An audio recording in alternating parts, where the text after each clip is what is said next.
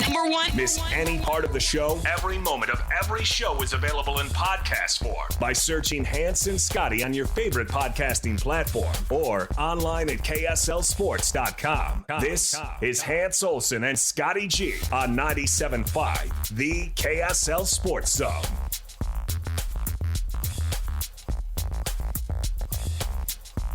Hans Olsen, Scott Gerard, 97.5, the KSL Sports Zone. Hope you're all having a tremendous Monday as we kick off your 1 o'clock hour. We don't have a lot of these left hands where we get to hear from the head coach of the Cougars, Kalani Sitake, addressing the media. Back-to-back losses for the Cougs as they'll try to right the ship in the regular season finale. That breaks my heart to say that. This season went by fast. The season went by really fast. Lightning. Yeah.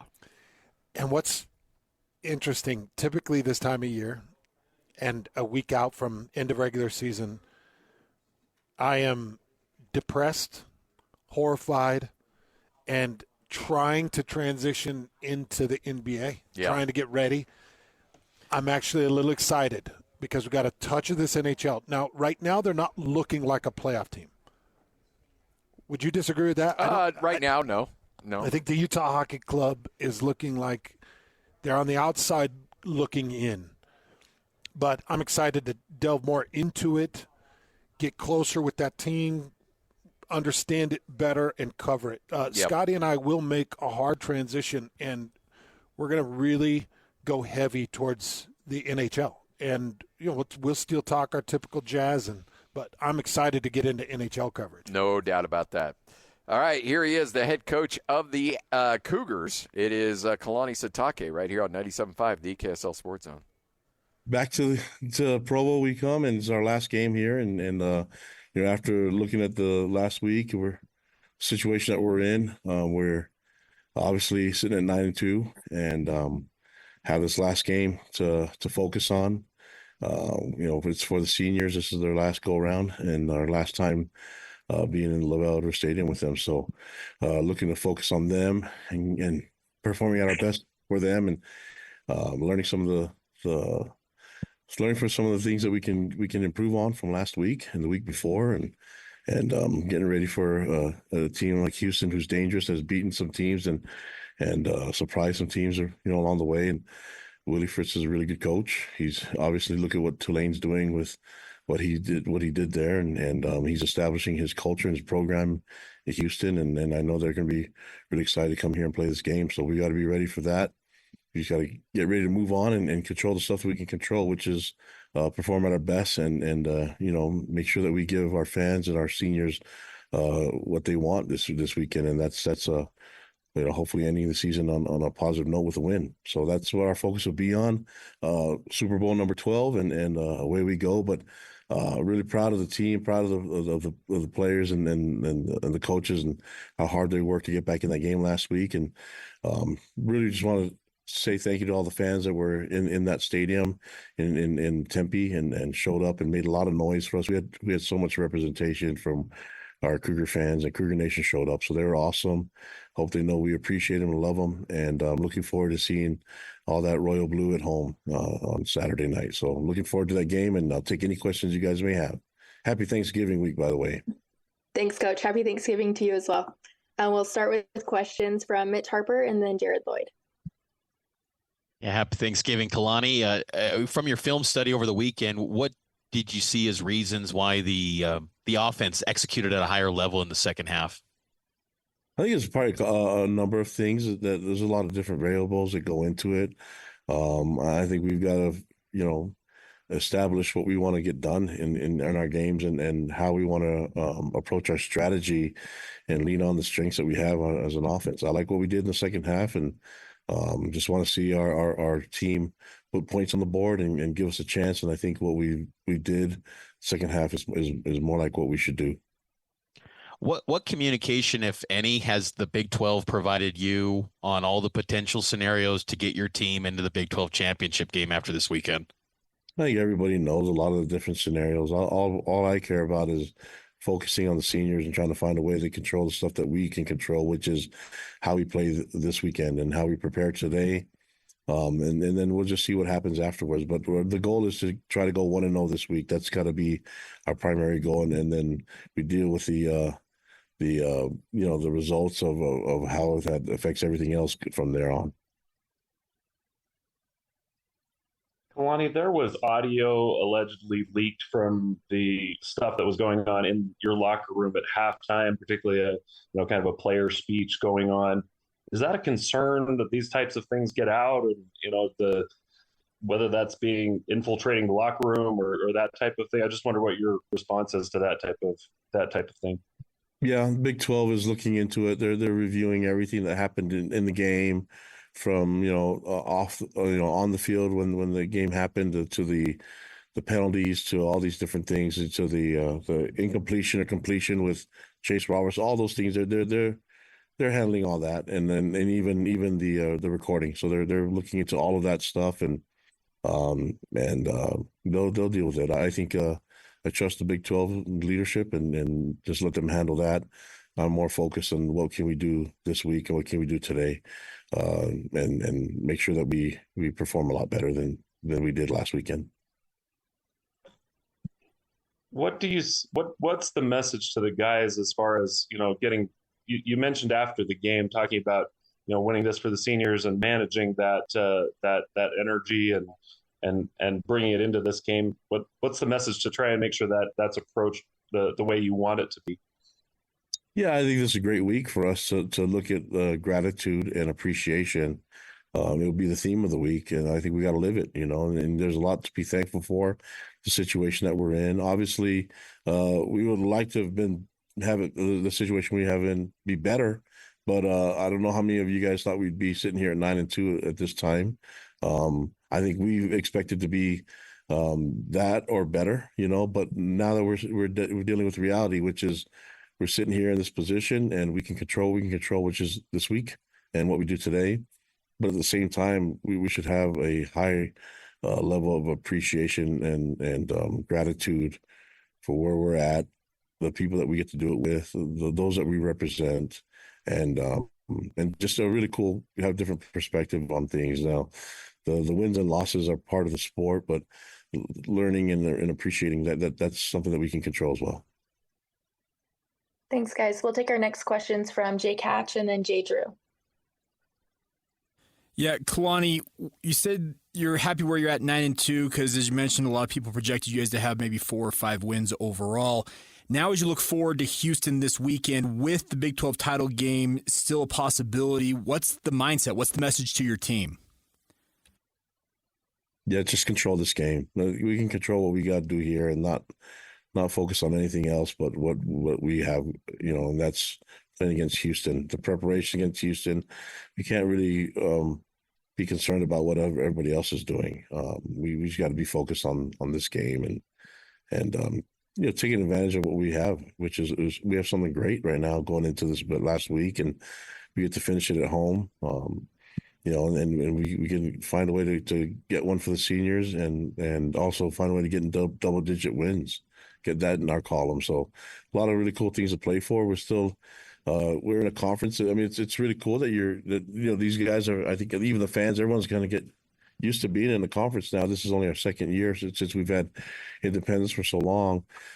That there's still a lot to play for, there's still a lot of really cool things that these guys there's still a lot of all conference accolades, things like that they can still earn. And there's a really cool, it's a really cool vibe that being in this partnership in the Big 12 it's going to be a lot of fun, and still lots to think about and lots to play for, but really focusing on the stuff we can control, which is our performance this weekend. And that starts by what you do today. Reports have emerged that Jay Hill may be in the mix for the Utah State job, among others. How do you handle in-season recruitment of your coaches versus preparation for games? The reports of Jay Hill possibly being a head coach has been around since he first showed up here day one. So he's very capable of being an amazing head coach anywhere that would want him. I'm going to do everything in my power to keep him here because I love having him around. He's a great advisor to me and a great coach, and he's part of the family. So, but it makes sense why we have a lot of candidates to be head coaches on our staff, and so that means we're doing some things right, and long as we keep that going, I hope we can have candidates for head coaching jobs, that are mentioned every year, and that's this year no different, especially with him. Kalani, obviously you're going to honor a bunch of seniors Saturday. What are the characteristics? How do you describe this particular senior class and what they've done for the program? Oh man, these guys are awesome. I have just being able to see how much they've grown, literally in their body size, but also mentally, spiritually. They, they've become the men that their parents want them to become, and to do it and be a part of that path and be a part of that transition for me is a huge honor. And so these guys have sacrificed quite a bit to be here, and they've given up a lot of their effort, energy, to get this program to where it's at now. They've helped usher us into a power conference like the Big 12, and they've done a great job representing us the right way. Now, are they all perfect? No, but they are to me, and the one thing that they're committed to is learning and becoming better, and I value them and trust them and love them. But there's so much passion and energy and belief in this group. We're where we're at because of our senior leadership, and so I'm trying to be focused on them and being part of a senior class that can go out with a win is huge at home in front of your fans and family, and so that's what I'm hoping to provide for those guys. But they mean the world to me, and we're in a position now because of their leadership and because of what they've done in the last 4 or 5 years. We'll take our next questions from Kevin Reynolds and then Mitch Harper. Hey, Kalani, I know you talked about it a little bit after the game. How's Harrison doing? And do you expect him back this week, and any other injuries from last week? I think Harry will be doubtful. Sad because he's playing such great football. But it's not season ending, so we're hoping to get him back soon afterwards. But I think this week will be a stretch. And we'll have to see how he progresses from today, even from yesterday to today. So never say never, but man, he's so important to us in our program. I just don't want to put him in harm's way if there's any. I mean, it's a game, but we're talking about his livelihood. So whatever we can do to allow him to recover and be at his best, that's what we're going to do. Yeah, he's doubtful. Who else did you ask about? Did you ask about anybody else, or was that just Harry? That was the main one. And then just kind of going off of Jay's question, Tyler Batty in particular, I know he talked about coming back because he thought this team could be good in the Big 12, and he wanted to finish out kind of his years here. How much did you talk to him specifically about coming back to be a leader on this team, and how much has he meant to you in particular? Yeah, he's meant so much, and he's been to so much, and he's been offered so much, and so he's got to have opportunities and to have. I mean, that's kind of. I don't think it's a secret that people have been trying to get after other people's players, and so he's definitely could have gone somewhere else for money if he wanted to, but he's all about legacy, and he's all about doing what he can to help this program. This is his home, and so a lot of what we've done is you can see in the way he plays that he wants this place to succeed, and we've done some great things because of him and because of his teammates that are seniors. And so it's been a huge addition to our program. I love coaching him. I love what he's about. He's a local product from Payson, and he's one of the many seniors that we're going to honor. And just the program is in good hands because of him and because of his teammates. But I feel really good about what he's done here as a player and as a captain. Kalani, wanted to follow up on your comments about the Big 12 looking into that audio and the penalty or the lack of penalties, things like that at the end. What does that entail? Like, could there be a fine for ASU? Like, what are they looking into? What could that lead to potentially? Well, I don't know. I didn't really check into it. I don't. I just trust the Big 12 and then the leadership and for them to look into things. I'm not the game's done. So I'm not like sitting here complaining about anything. We just got to move on. But that's their job, is to look into stuff and see was it done? Was everything done the right way? And I want to let them handle that. I can handle what I can control, which is getting the team ready to roll. And I'm proud of these guys and doing it for the seniors. That's what these seniors have done so much for this program, and I've learned so much from these guys. Let's give everything we got for them, because they've done it for us, and so that's kind of the goal. Let the Big 12 leadership handle everything else, but we're gonna be focused on our next opponent. And with these seniors, 20, I see you're listed. They navigated a pandemic. Some of them, Big 12, like just the impact of what they've kind of done to set maybe a foundation for this Big 12 era for BYU. Your thoughts on that? Oh yeah, I mean it's a huge part of where we're at now. They're a big part of us getting into the Big 12, us making sure that we represent well in the Big 12, on and off the field, in the classroom. Just the way they carry themselves, seeing them interact with the other team and their fans. I mean, they've done a great job, and so like I said, I love coaching these guys. I want to do everything I can to help them, but this help them get a win. But the program has been led by them, and I've been really pleased with what they've done overall with this team, and all these seniors. They can be really proud of what they've done and how the program is going right now because of them. So that's I can't say enough to show my appreciation and love for them, but man, they're awesome. We'll take our last questions from Jake Hatch. Kalani, obviously there's going to be changes coming to roster sizes. It's going to be pared down to 105 players. How are you going to handle that, obviously, going forward? I know it's a bigger picture question, but how are you going to handle it? I think a lot of coaches are kind of voice their opinions on it, and not a lot of them are happy about it. So it's a struggle when you have to cut your family down, and you have to trim the roster, and it creates a lot of issues. And so for us, we'll have to figure out how to do that and to get the roster down to 105. I think that's going to be a difficult thing for a lot of teams, not just us, but it's pushing guys out that have done so much for our program, and that's always a hard thing for me to deal with. And so I'm no different than anyone else. I mean, they all love their players too, and so it's an unfortunate part of the rules, but we got to abide by them, and we'll do the best we can with it. I was also going to ask you, with regards to Thanksgiving this week, how is your schedule adjust, if at all?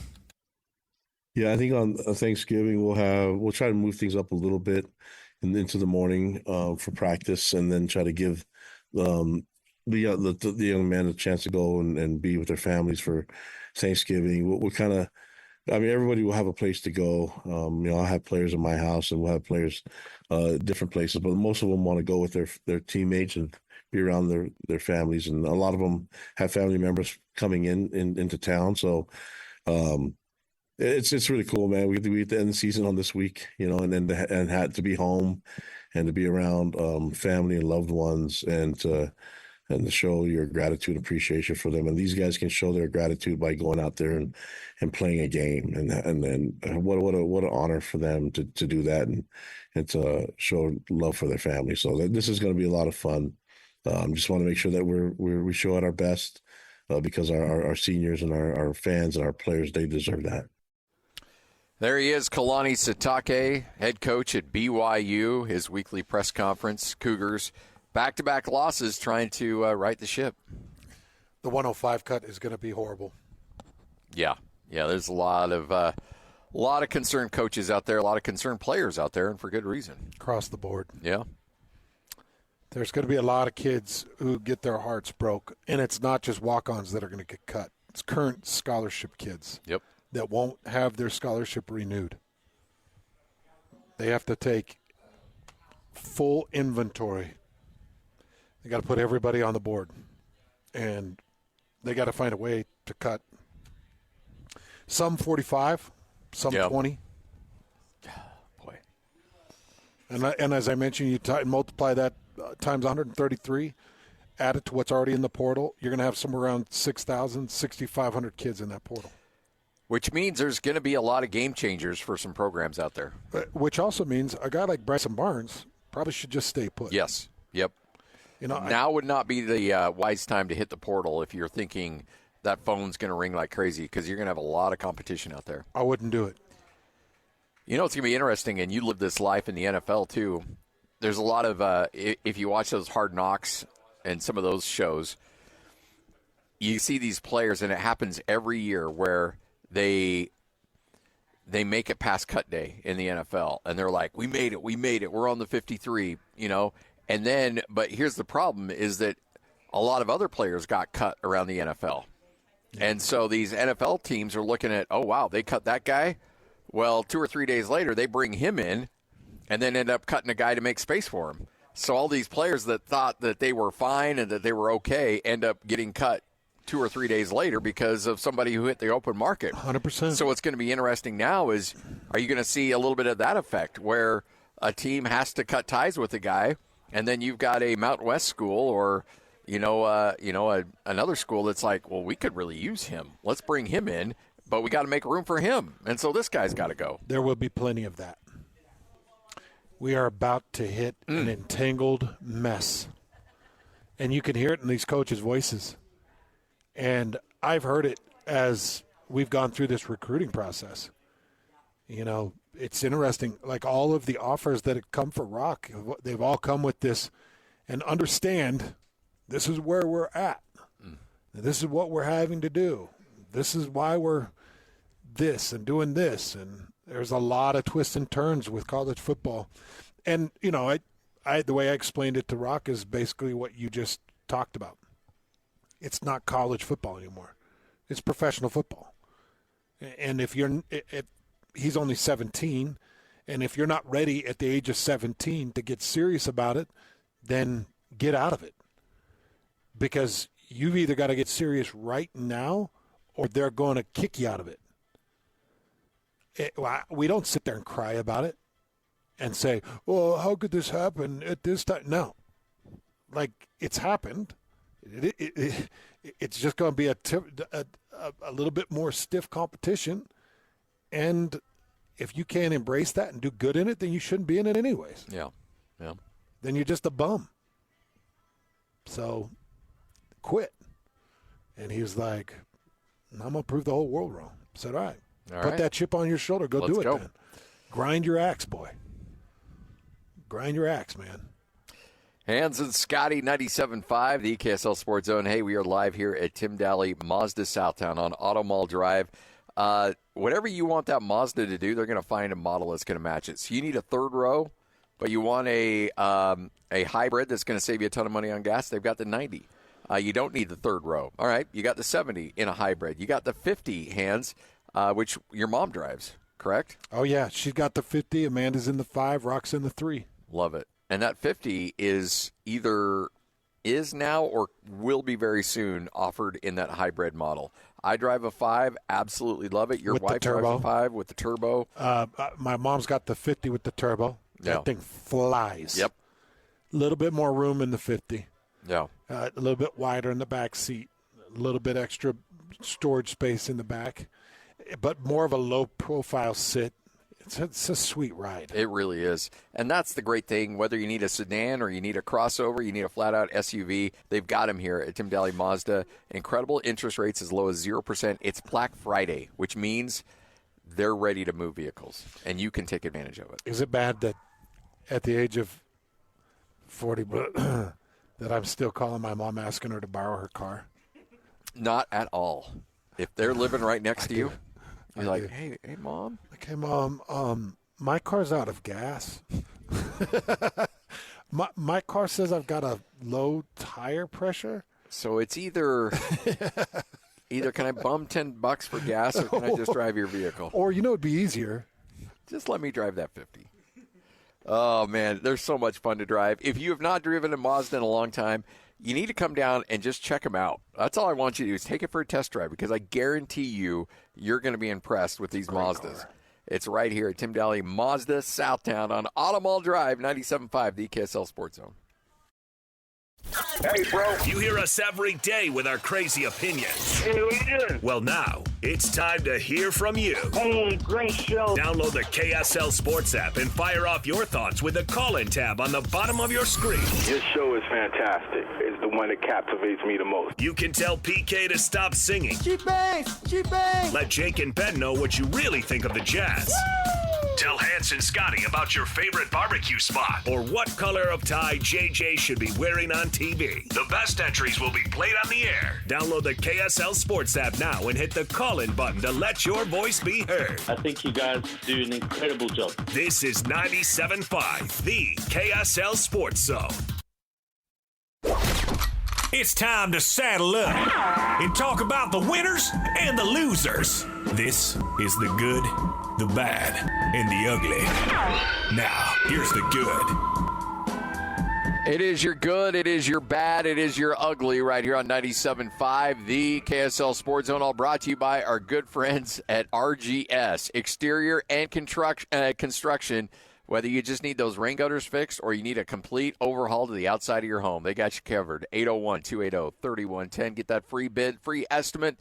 They'll come out to your house and show you all the options, colors, and otherwise that they can do to your house. You get a computer rendering of what it'll look like. All that's yours for free. Plus the bid, all the information, financing options, and then you can decide how you want to proceed. But give them a call right now, 801-280-3110. I always love it when players give back. Jordan Clarkson has done it for a lot of years here in the state of Utah, and through his JC Cares Foundation, Clarkson helped donate food in coordination with Smith's, Arena Plus, and Lululemon to give back. And you just got to love that from him. You know, these guys don't have to do it. Scotty and I always talk about this. Like, they don't have to do it. And when they find it in their heart to do it, some people are like, well, it's not enough. Well, with the help of volunteers, 250 families who came out to the school on Sunday received a great, warm Thanksgiving meal. Yeah. 250 families. He said, this is just something that we love as a family. And as you know, we keep the joy and the vibes going. So he does love giving back to the community. He said, this is home for me. And it has been for, 6 years now. And now I'm just trying to, reach out to the community, stay involved with everything, and just be me. So I always take a second to recognize these things. He's got partners, and he probably didn't pay for the food, and probably, he had partners that take care of things.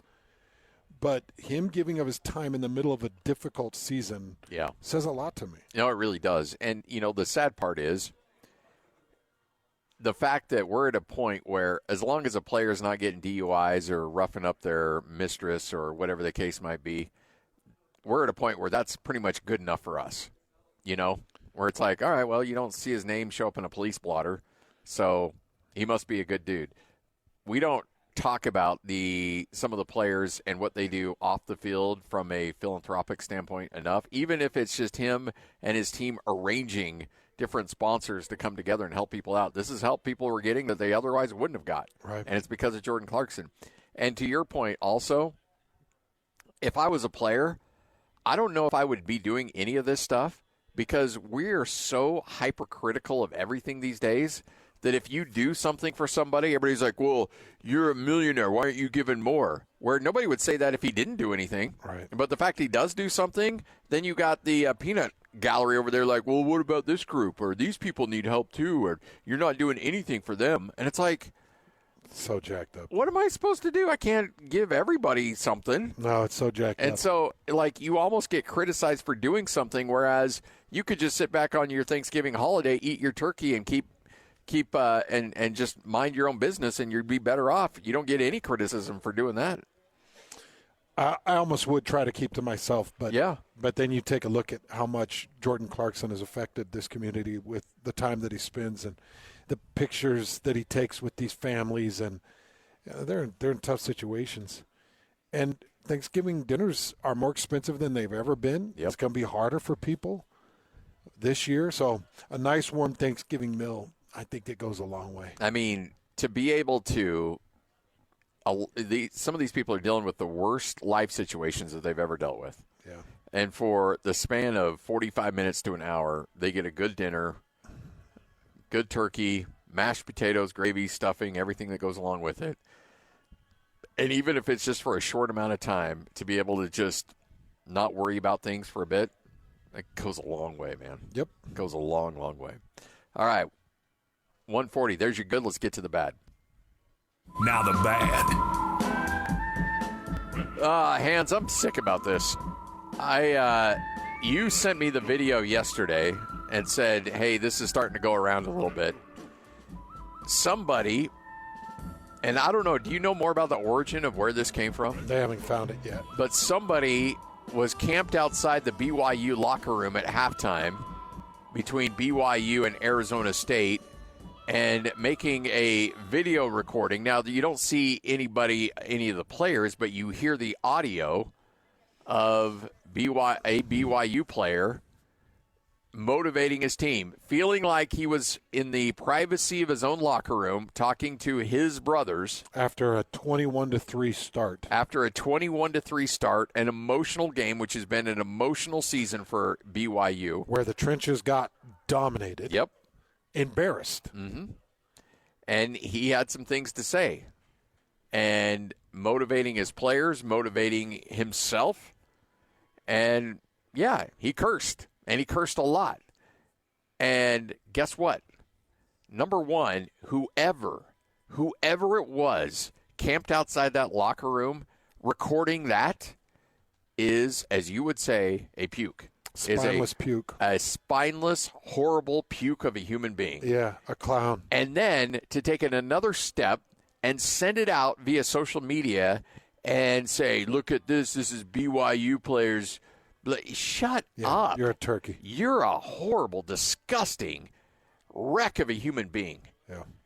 That is in the privacy of a locker room. That is a inner sanctum for a football team. How dare you? How absolute dare you try to make a statement about BYU or make a statement about that individual player based on what he's saying in what he believes is a private moment between he and his teammates. Do you think they could track it down? I hope so. And I don't know who recorded and that. Frankly, I don't even know what they could possibly do to that person. Well, I did read there was a piece, I guess, put out in some paper talking about how it is illegal in workplaces to record without knowledge nice. in Arizona.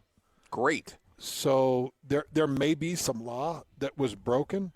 If not, then let's figure out, was it a security employee? Because who would have access to that hallway outside of that locker room? I don't know. It had to be an employee. It's got to be, or it's a BYU personnel. And if it's a BYU personnel, then it's even more important to figure out who recorded that and released it. You know, this is. I almost sent out a tweet, but then I was like, I don't feel like getting in it over the week. You know how when you're like putting together, and you're like, do I have the emotional and the mental, capital to be able to handle what's going to come from this? All I was going to do is either retweet or just tweet out and say, the hand and the phone that recorded it need to be broke. I don't disagree with you on any of that. I feel better just saying it because people can hear my inflection and take it the way I'm meaning it. Yeah. But the phone in the hand should be broke. The job should be lost. Whoever did that, it is such an invasion of privacy that it makes me sick because I gave some really passionate halftime speeches, and I couldn't imagine coming out of a locker room or coming out of a game and having Duff or Brett come up to me and be like, we've got a problem. We got a problem here. And me be like, well, what's the problem? Oh, the halftime audio got out. Well, where were you? Where were you? Well, we were in this area. Who was out there? Where did it come from? Well, it looks like it's taken in the hallway. Who was supposed to be in the hallway? Why isn't that door guarded? Don't come talk to me. You come figure out how somebody got audio outside of my locker room. And now you do your best to try to clean this up. I'm not giving an apology. I'm not giving a comment. I'm not doing any of that. I'm not meeting with the honor code. Nope. I'm not even talking to you any further about this. You go figure out how you didn't get your job done. How is there somebody outside my locker room? Why was there not security?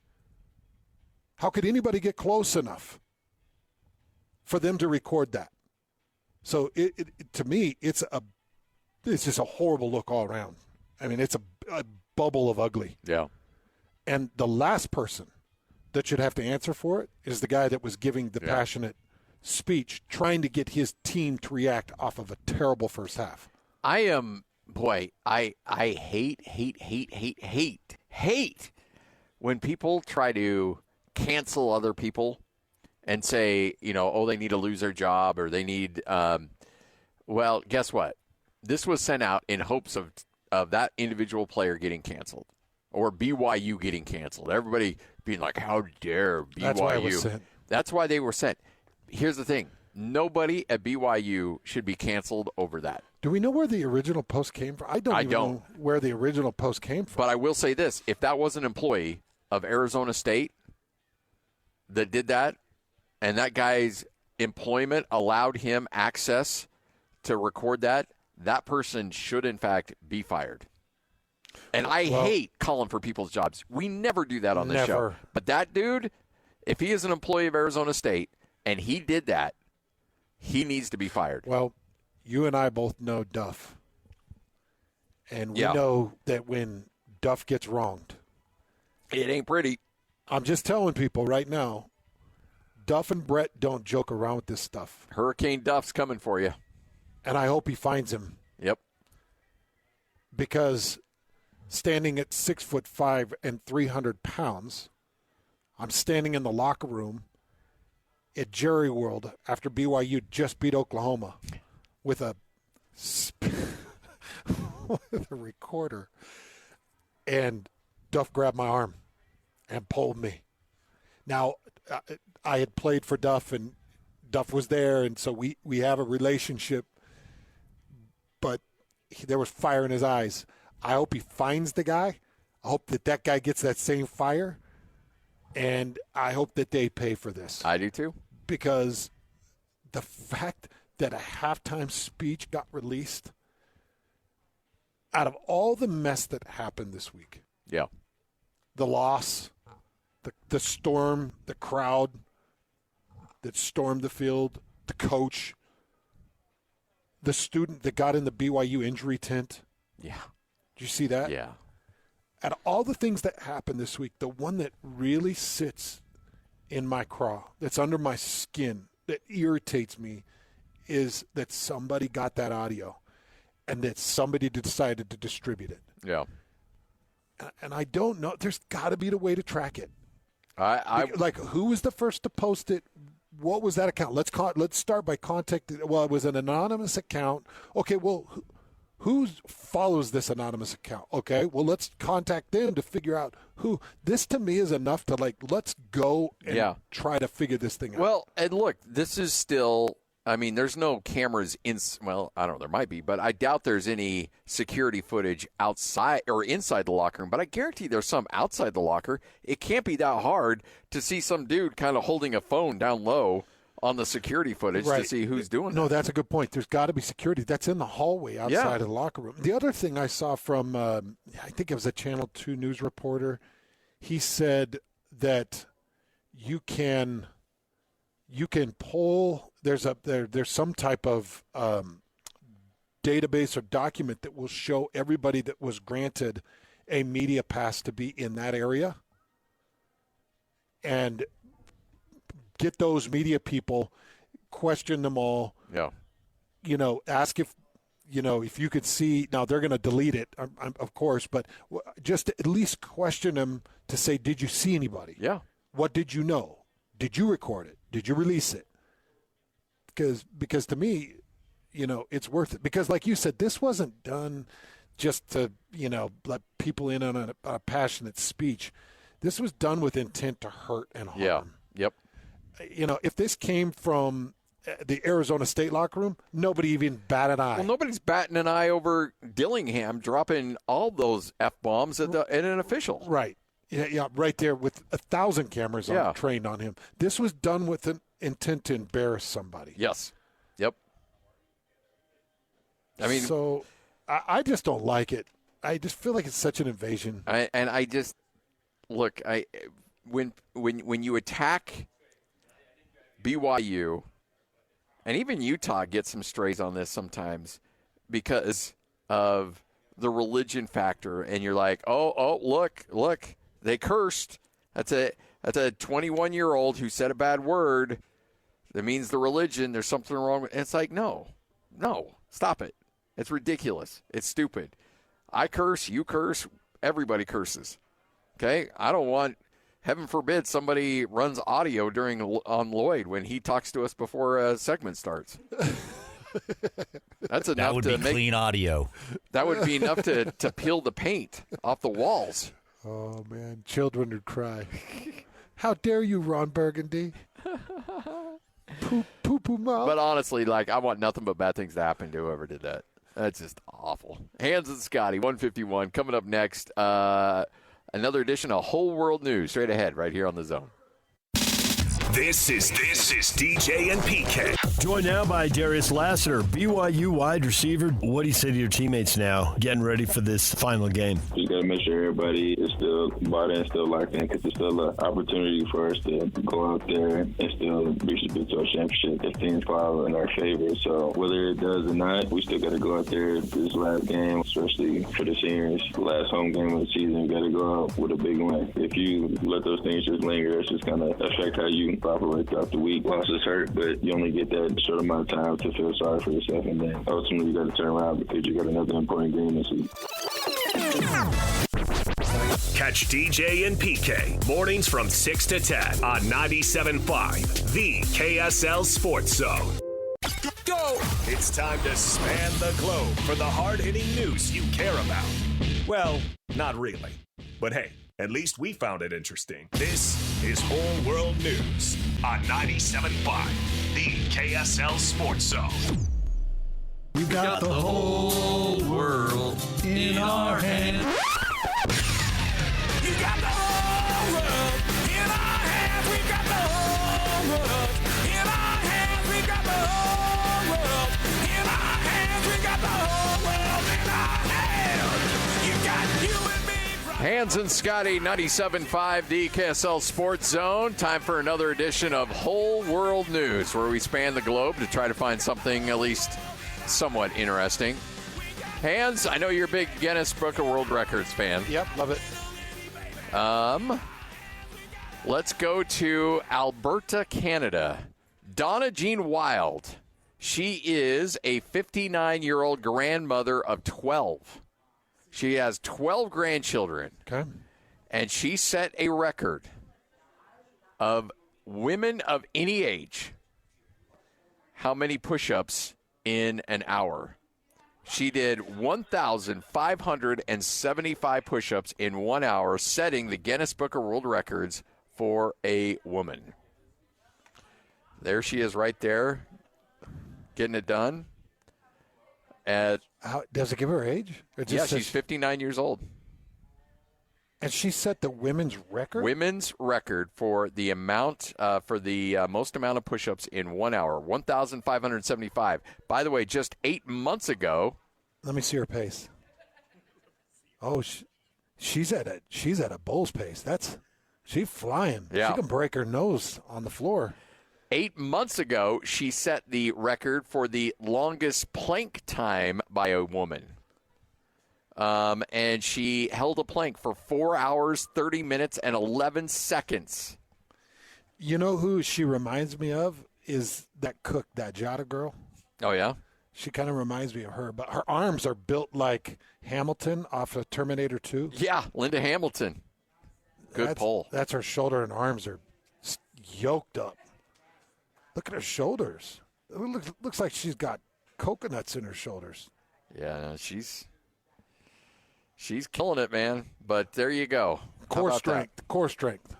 She got insane core. You got to have crazy core. If she's How long did she plank? You said that she 4 hours, 30 minutes, and 11 she seconds. did not plank for 4 hours. That's apparently again. Would Guinness lie about that? Well, ABC News that reported it would. Well, Guinness isn't going to let her in the record book. No, they wouldn't. No, it has to be verified, 100%. That just is a shockingly long time. Wow, I didn't even see this. Guess what? During the hour, of push-ups.